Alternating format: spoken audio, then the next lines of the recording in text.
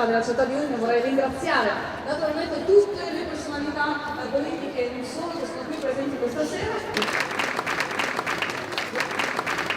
Udine è molto orgogliosa e molto, se lo sente come un grande privilegio quello di essere la vetrina. Friuli appunto che dai tempi di Ippolito Nievo è un po' il compendio dell'universo. Una comunità, oltre a ritrovarsi appunto a festeggiare, deve presentare se stessa e immaginare come costruire il futuro. Possono vedere Friuli, ma sappiamo che Friuli Dog in questi giorni, appunto ci sono 2 punti informativi in cui potrete... Grazie a voi di essere qui, buon divertimento a tutti. È stato per noi il figlio di questa terra, di questo nostro grande Friuli. Ma io non voglio essere solo un testimonial, io voglio essere un testimone del Friuli.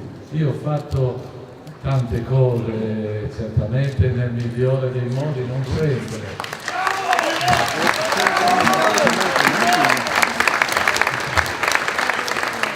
Zaccaris, Fevelin, ma che Robis che sente...